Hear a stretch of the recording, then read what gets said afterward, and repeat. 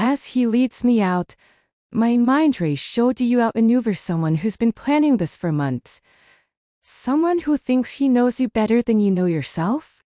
Then I remember, he doesn't know me at all. He knows the pet he created. The soldier he shaped. That's not who I am anymore. I'm something new, warrior and omega both, combining Arlo's strength with Isolde's cunning. And he's about to learn that the hard way. Chapter 6. The firelight casts shifting shadows across Damien's face as he lounges in my reception room. Like he owns it, like he owns me. You look beautiful tonight, pet. His eyes never leave me, Haven. Tea left me since we arrived. Not even when the maids started setting up the dinner table by the window. I forced myself to smile, to play my part, but my fingers itch to touch the necklace at my throat. I can feel its weight against my skin, but somehow that's not enough. I need to check it's still there, still sealed. Still my one chance at saving Finn. Penelope moves around the table, arranging place settings for 3 with sharp, angry movements.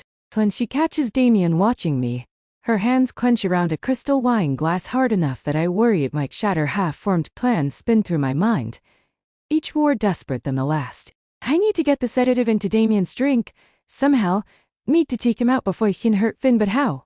I've been a warrior all my life, direct, straightforward, meeting threats head-on. 2 weeks, as an Omega, hasn't exactly prepared me for subtle warfare and secret poisons. On Finn's life hangs in the balance. One wrong move, one mistake. And is he coming? I asked Penelope. Hayden, how small my voice sounds. Did you tell him? He'll be here shortly, my lady. Her eyes flash with protective fury as she glares at Damien. Very shortly. Damien just smiles wider, reaching for my hand like he's trying to comfort me once. I would have believed that gesture. Now I see it for what it is, another reminder of his control. His ownership. My fingers curl into fists in my lap. If nothing else works, if I can't figure out how to outmaneuver him, I'll tell Finn to run. I'll find some way to warn him to get him away from here. I cling to that thought like a lifeline. A knock at the door makes my heart stop. Finn enters, and the sight of him steals my breath. Tension radiates from his broad shoulders, his scent sharp with concern. The moment his eyes find me, something in my chest unclenches. I rise without thinking, drawn to him like a magnet, and his whole body seems to lean toward me in response. One step, that's all it would take to be in his arms, to feel safe again, to hello, cousin. Damien's voice cuts through the moment like a blade. He hasn't moved from his chair, legs crossed casually, but his smile promises violence. So glad you could join us. Why is he here, Isolde? Finn's voice is careful and measured, not angry, though I know with surprise, but wary, like he's trying to piece something together. The words I have to say next feel like broken glass in my throat. I invited him. His eyes stormy blue and beautiful. Search my face. I love you, I want to tell him, but I can't. Oh, not now, maybe not ever. You told me before you were tired of this everlasting war between your people, remember? I reach for his hands, needing him to understand something I can't say. Your cousin told me the same thing. I force myself to turn to Damien and give him a brief nod. Lady Isolde speaks the truth, cousin. Damien's voice is honey over poison. I came to your father, to you, to end this war. I know you don't trust me, but you and I share the same goal. Even if that weren't true. Finn's face closes off, eyes going winter cold. Even if we did serve a similar cause, it's clear our approaches aren't the same. And how to know? Damien crosses his legs, resting his chin on his knuckles with perfect ease. You barely let me speak in those meetings with your father. You have no idea what I know you killed Arlo Storm to get where you are now, and she was your friend. Din's voice cracks with barely contained fury. She believed in you, she trusted you, and you betrayed that trust. My heart threatens to burst from my chest. But I force my breathing steady. Even now he's defending me. The real me. Ah, so this is about Arlo then. Damien's laugh is sharp. This is about how you treat your people. Finn snarls, like their fodder, disposable. Please. I lay my hand on Finn's arm, feeling him subtly relax at my touch. Let us sit down and talk it over like civilized people. Arguing isn't going to solve anything. I think we all agree on that. Damien smiles and nods encouragingly. Finn's jaw clenches, but he doesn't protest. I'll pour the wine. I move toward the table, hands steady through sheer force of will. I think everyone could use a bit of cooling off. I pour 2 glasses, one for each of them. This is it. My chance. I reach for my necklace. Thank you, pet. Damien's breath ghosts across my neck as his hand wraps around mine on his glass. He takes a long sip before moving away, and my heart sinks. I heard you gave Arlo a proper burial. Finn? He positions himself between us, blocking my view. Our agreed-upon diversion. My moment to poison Finn's drink, my fingers playing nervously with the ring as Finn's voice turns to ice. So, you care about how the friend you murdered was buried? Of course I do. I didn't want to kill her. Damien's eyes snapped to me, a clear signal. Do it now. But I had no choice. I knew it was the only way your father would listen. He keeps Finn's attention focused on him. And Arlo understood that. Finn goes pale. She understood that? Of course. She was loyal to the cause, loyal to me. Another glance my way as I fidget with the ring. Now or never. I can't. Finn keeps looking at me, and I can't. She gladly died at my hand. Damien's voice drops slower, crueler. Her last words were ones of love, you see. Finn? His eyes glint with malice. Arlo and I weren't just friends. She was my lover. My hands shake around Finn's wine glass as Damien's voice turns vicious with false intimacy. She'd come to me every night. He says, eyes locked on Finn. Beg for me. You should have heard the sounds she'd make, cousin. The way she'd whimper my name. Stop, I murmur, and my voice cracks. But he talks over me. She was insatiable. Damien laughs a mean laugh. Would do anything I asked, please. Damien, he mimics in a high voice. I need you. I'm yours. Only yours. The crack of Finn's fist connecting with Damien's jaw is beautiful in the chaos. I finally managed to open the vial, pouring its contents into the glass with trembling fingers. How dare ye speak of her like this? Finn radiates fury as I hurry between them, wine glass still in hand. I knew it. Damien laughs through bloody teeth. You loved her, didn't you? You loved Darlo. This is why you won't give me a chance. I freeze, breath caught in my lungs, and meet Finn's eyes. His rage softens into something else entirely. Yes. His voice is achingly gentle as he looks at me. Really looks at me. It's true. I did love her. I shake my head in confusion. What did he just say? It can't be. Finn can't possibly have loved Arlo. How can that be? Warrior Arlo, who'd fought him tooth and nail, who'd challenged and defied him, and made his life hell. My chest feels too tight. I see flashes of every clash, every battle, wondering how many of those moments he'd looked at me and felt I love you, Arlo. Finn murmurs, meeting my eyes. The world stops. Because he's not speaking of the pause. They looking right at me. At this body, at who I am now. With such raw tenderness it steals my breath. His eyes hold mine like he knows. I feel faint. Finn smiles. I love you. He repeats, reaching for my hand. I can't move. How? The word comes out broken, desperate. 100 questions in it. How did you know? How could you love who I was? How can you still want me now? His smile gauds. His smile, it holds every chase across territory lines. Every breathless fight. Every moment we thought we were enemies, but we're really falling in love. His hand reaches for my face. With such yearning it makes my heart take an arm, locks around my throat. steel pressing against my skin. Don't move, Damien says, his voice vicious. I'll make a sound or I cut her throat. Finn's eyes turn molten gold as he snarls. But Damien just pulls me closer, pressing the blade until I feel warmth trickle down my neck. Cut the glass down, he tells me. I set it carefully on the floor. Don't move. Damien's voice is silk over steel as he addresses Finn. And don't even think of calling for your people. The knife bites deeper, pulling a gash from my throat. Pick it up, Damien commands. Finn kneels slowly, his eyes never leaving mine. I want to scream at him to run, to call his guards, to do anything but what Damien wants. But if I warn him, if Damien realizes I've betrayed him, you dare call for help. Damien's grip tightens. Just drink the glass. You won't kill her.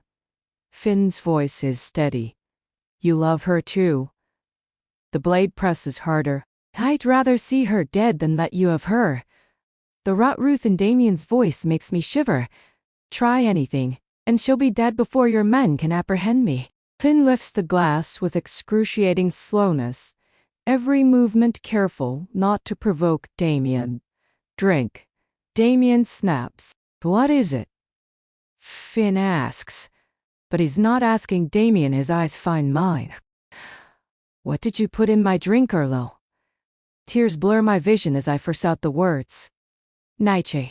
Damien drives the blade deeper, drawing more blood. Drink it now or she goes. He growls. Finn looks at me, at Damien, then back to me. I silently beg him to call the guards, to fight, to do anything, but he drinks every drop. A scream builds in my throat. Why? Why would he do this? Knowing it was poison. Damien's triumphant laugh fills the room as he releases me, spinning me into a violent kiss. Well done. Pet, you did so well. You were perfect. He turns to Finn with a sneer. You're such a fool, cousin, to die willingly for a woman who doesn't even love you. Finn blinks, his face going pale, gaze going unfocused. Told you. Damien circles him like a predator, his hand wraps around Finn's throat. I told you she was mine. Hen warned you. Did you think because she shared her heat with you it meant she changed her mind about me? Arlo loves me. You're nothing to her. Finn's eyes find mine one last time, but they're empty now, lidded. A groan escapes him as his head rolls back. When Damien kicks him, he doesn't even react, just crumples to the ground. Damien drops his knife and kneels beside him, checking his pulse with a dark chuckle. Now, I grab the knife Damien dropped, and in one fluid motion drive it deep into his neck. He gasps, hands still on Finn's throat. You're right. He gurgles through the blood. No time to waste, thank you, pet. You're welcome. I stab him again and again and again. I can't look at Finn. If I do, I'll drop the knife. And I can't risk that, not yet, so I keep stabbing one thrust for each time he stabbed me in that forest. When he starts to fall, I ease him down, meeting his eyes as he bleeds out. I'll be seeing you soon. His bloody fingers brush my cheek. I smile, then spit in his face. You'll be seeing me never. You piece of FHT. His eyes widen despite his weakness, but blood bubbles from his lips. Reese is fine. I twist the knife. You won't be taking over his body, oh. And by the way, another stab and not your pet. Stab. You disgust me. Stab. And you're an idiot. Stab. I never loved you. Never. What I feel for Reese has nothing to do with you. From now on, no part of my life will have anything to do with you. One final thrust, and I watch the light fade from his eyes before dropping the knife and scrambling to Reese. My hands shake as I cradle his face. Pull him into my lap. He's so still, so pale, his heartbeat is so faint. I'm terrified I made a mistake. Grabbed the wrong vial, switched the wrong drinks. Reese. I shake him gently, but he remains limp and lifeless. So peaceful in his slumber he could be sobbing. I tear open his shirt and press my ear to his chest, desperately listening for his heartbeat. That's how the guards find me when they burst in. Penelope and Hadrian led me, clutching Rhys's seemingly lifeless body beside Caius's very dead one. What is the meaning of this? Hadrian's hand goes to his weapon. I don't want to move, don't want to stop touching Rhys. Stop counting each precious heartbeat, but I have to. Rising slowly, I meet Hadrian's eyes. Caius tried to kill us. Lord Raphael is alive. Alive? Hadrian advances, reaching for me. He sure as hell doesn't look. He's asleep.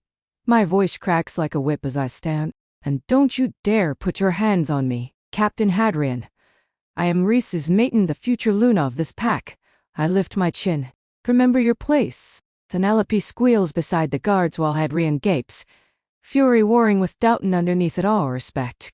Excuse me, but you're not mated to him yet. A guard starts. Silence. I interrupt. They all lower their eyes. As you must know, I was in heat days ago. Rhys stayed with me during that time. That makes me his. I let the implication hang in the air, not quite lying about a mark that doesn't exist. Go find a healer in Elthamicaia. Let him know I need to tell him what transpired here. I command Hadrian, and gesture to Penelope and another guard. You, to help me move my mate to bed. I'll be sleeping for a while. As they lift him carefully, I brush the hair from his forehead. I'll be the Luna he needs until he wakes, protecting him, leading in his stead and none. Then I'll accept whatever punishment he decides I deserve. Chapter 7. I sit beside Rhys's bed as dawn breaks, watching the steady rise and fall of his chest. The healers have confirmed twice now that Caius is dead and Rhys is merely sleeping. But my hands still shake every time I check his pulse. A little color has returned to his cheeks at least.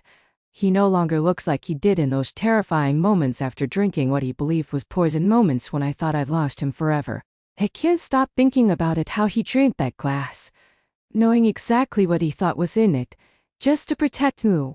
The memory makes my chest ache. Why would he do that? Why would anyone think I was worth such a sacrifice? Dawn breaks outside the window as I keep my vigil beside Rhys's bed. It's a miracle. The guards have let me stay with him. Probably because I've been playing the part of their future Lunas so convincingly. Fake it till you make it. As they see, the healers confirmed our risicle that Caius is dead and Rhys is just sleeping, which had briefly calmed my racing heart. But now anxiety claws at my chest again, because it's been so long and he still hasn't woken. At least some color has returned to his cheeks.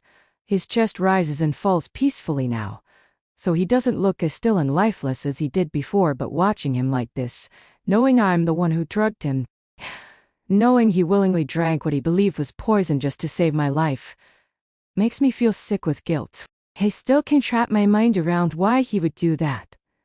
I was so sure he turned against Caius, but mostly I'm angry with myself. I should have just told him the truth from the beginning when he came to my room that first day when he stayed with me through my heat. Gods, from the moment I woke up in this body, I should have been honest with him. I lean down and press a gentle kiss to his forehead. Silent apologies running through my mind when I pull back. Bleary blue eyes are looking up at me, or gazes lock for just a moment, before I grab the knife, hit him under my chair and press it to his throat. 6 months ago I slipped off that cliff edge in the Northern Territory, I say, voice shaking slightly. And you caught me, do you remember? His eyes slowly focus, searching my face with furrowed brows. My heart plummets. The soul that had worn the sedative would give the impression of death.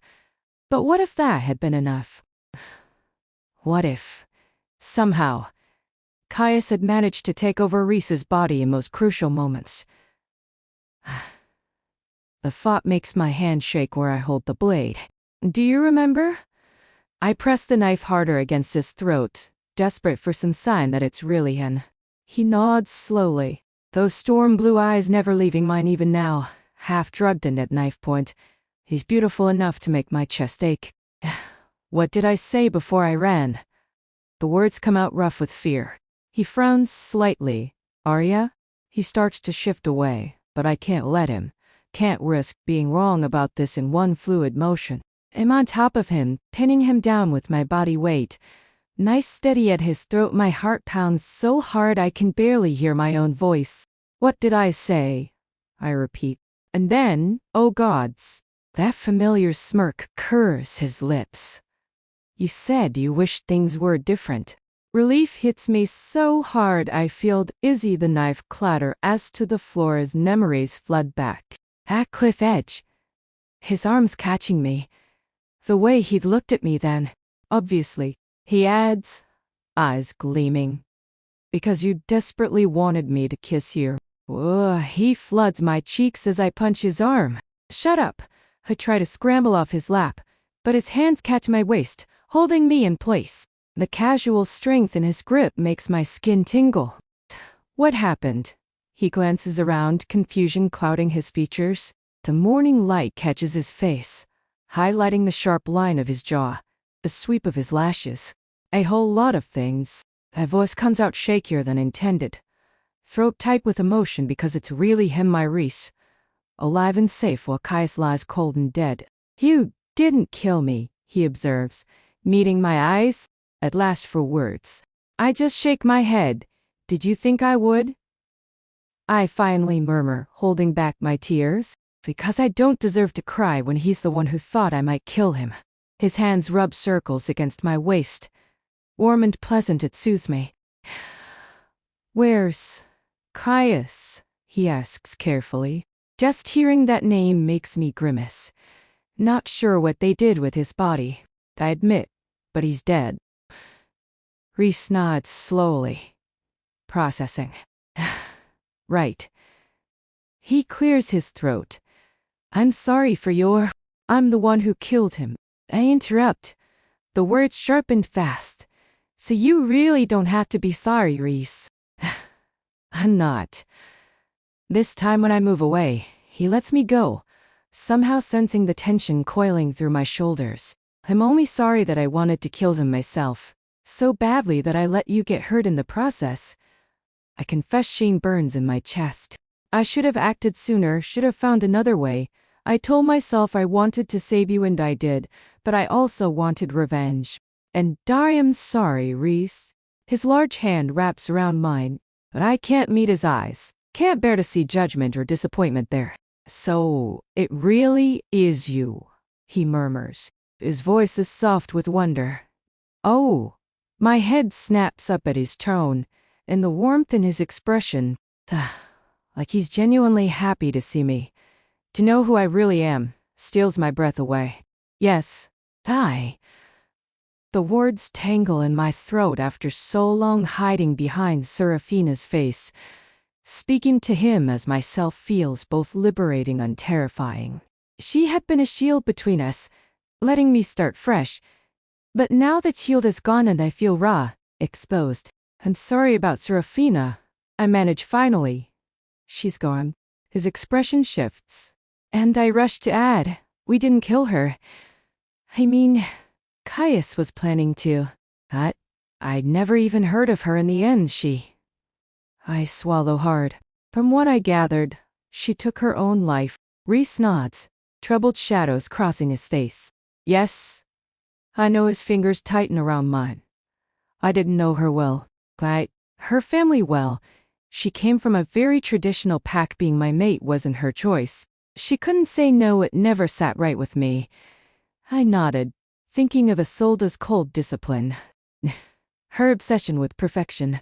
What I still don't understand is how you ended up in her body. He says softly. The whole story spills out then. Caius's wish. The dark magician's Ara's plans, his face darkens when I explain how they plotted to take his body, but brightens when I assure him he's safe now that Caius is dead. Though? Perhaps we should try to find that dark magician just to make sure, I add. He nods thoughtfully, as I admit. I only found out about all this yesterday, but my voice catches. There's more I need to say. Bruce, that have been burning inside me. I'm so sorry, I whisper. I should have told you the truth from the beginning. I was scared. I thought you were the enemy. I didn't know how to trust you. Shame burns in my cheeks. I realize now I've been conditioned my whole life to trust no one but Zara, and to some extent Caius. And it's not just me. My entire pack, Ray, all being lied to. They need help. I know. Reese's hand squeezes mine, his touch anchoring me. We'll help them, I promise. Hope flutters in my chest at the thought that he might let me help. His smile brightens. Well, yes, it will be much easier to rally Zara's people with your help. You were one of them after all. Right. I nod, feeling oddly disappointed for some reason. Of course, sides, he adds casually. As my Luna unequal, I expect you to participate in such matters. As your Luna? The words come out small and stunned. Reese's expression shifts from playful to uncertain, doubt clouding his features. Oh, well, unless you'd rather not, of course. What? Heat flares in my chest. It's not about what I want at all. It's not. He looks genuinely confused, brows drawing together. No, you idiot. Words burst out. It's about me being perfectly unfit for the role. I can't be a Luna, least of all yours. He opens his mouth to speak, but I cut him off, all my insecurities spilling out in a rush. I know what being Luna entails now. I've seen it up close, and I'm nowhere near qualified. And course, uneducated. All I know how to do is fight. I'm not worthy of the position. And not my voice cracks. I'm not good enough.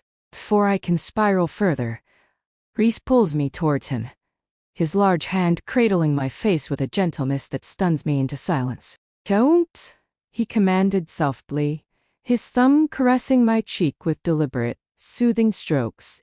I don't ever want to hear you speak like this about my mate again.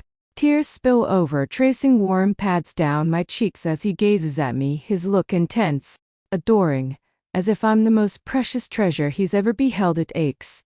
This feeling, because deep down, fear I don't deserve such devotion. You don't understand, I whisper, my voice trembling. You're an alpha noble, but more than that. You're good, kind, and wise. You, Ray, perfect. Reese, you deserve better than me. You deserve everything. His response is swift. The kiss that cuts off my protests, stealing my breath away. His lips claim mine with a passion that overwhelms, pulling me back onto the bed and pinning me gently beneath his strong frame. The weight of him, protective and warm, cocoons me in a world where I am wanted, cherished, till I know I should resist, protest that I don't deserve this. His tenderness unravels all my defenses. His kisses trail down my neck, each touch sparking trails of fire along my skin. Do not speak about my mate this way, he repeats, his breath hot against my flesh. Reese, my protest dies on my lips as his hands explore, mapping the curves of my body with a reverence that sends shivers through me. His touch is both a question and an answer, leaving no room for doubt in his desire. Do you love me? He asks, pulling back to lock his gaze with mine, storm blue eyes intense and searching.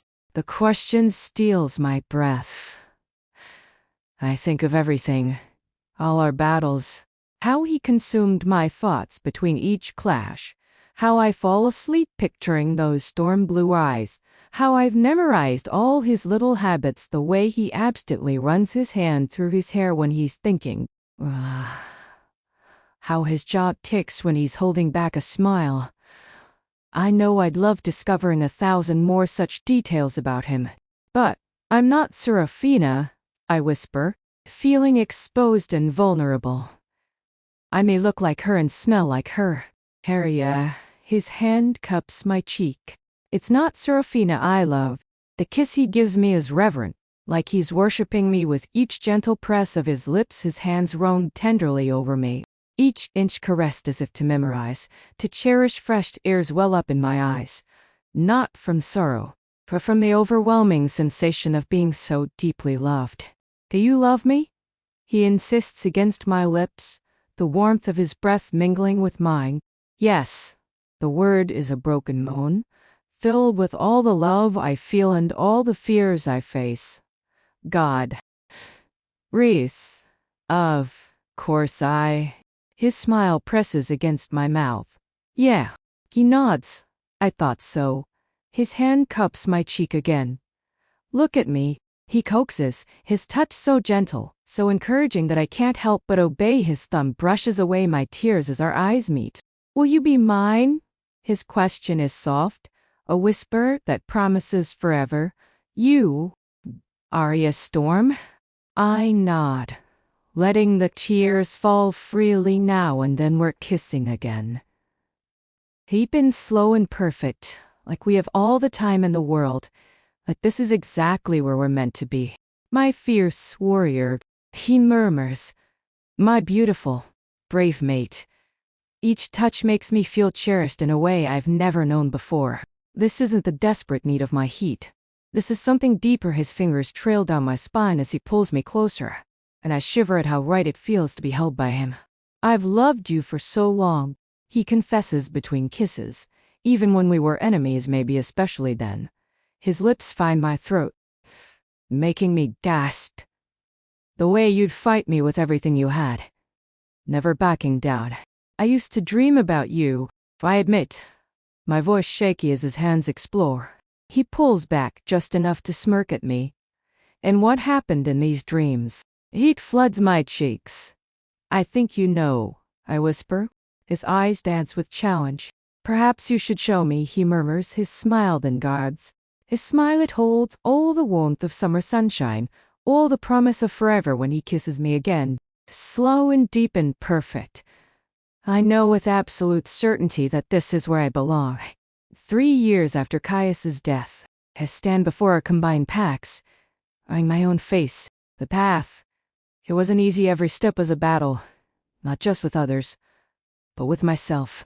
The first months were the hardest. My new body felt like a prison, sometimes weaker, smaller, ruled by instincts I didn't understand. During council meetings, I'd find myself walking to bare my throat when Reese spoke in his alpha voice in training.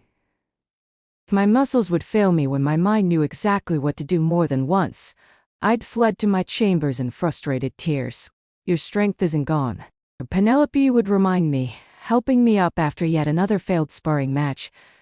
It's just different now. She was right. I learned to use my Omega instincts as advantages, to read emotions, to sense intentions, to command through influence rather than force. Tight guides. The adjustment nearly broke me some days. Then there were the whispers, former rogues who couldn't believe their fierce warrior had become an Omega, and nobles who thought I wasn't refined enough to be Luna. Every raised eyebrow, every doubtful glance, fed the voice in my head that said I didn't belong here. Reese never doubted me, though. He defined me training at dawn, determined to rebuild my strength. And instead of offering help, he'd just kiss me and say, show them all who you are. But the hardest struggle was with my own heart. Every time he looked at me with such love, every time he touched me with such reverence, I'd want to run. How could someone like him want someone like me? I felt like I was robbing him of his chance to be happy, to find someone worthy of him. Even after we defeated Zara together, even after uniting the packs, even after proving myself as Luna, that doubt lingered. I'd wake from nightmares where he'd leave, after finally seeing me as I saw myself, damaged, unworthy, stained by years of being used. I adore you, he'd whisper on those nights, hugging me tight. Please, just let me love you. I couldn't. Not fully, not until I learned to love myself. First it took years of healing, of facing my past, of learning that being Omega didn't make me weak, that being a warrior didn't make me unworthy of tenderness, of accepting that the things done to me weren't my fault. Only then did I finally feel ready to accept his mark, to truly believe I deserved the love I saw in his eyes. His kisses trailed down my throat, each touch reverence, claiming for the first time. Here's the continuation of the text with the previously established names. I find myself melting into the sensation completely, with no reservations. No voice in my head whispers that I'm just a weapon, a pawn to be used there. As only Reese. His hands on my skin, his scent surrounding me, his love radiating through every careful touch. You're everything. He murmurs against my collarbone. I love you so much.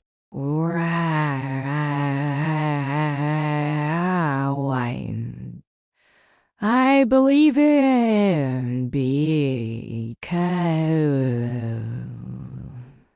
I'm a person whole, real, and profoundly loved by the most incredible man I've ever known. Tonight, when his mouth claims mine with an urgency that sears, his hands exploring my body with exquisite care, each touch ignites a slow burn that melts every last bit of my resistance.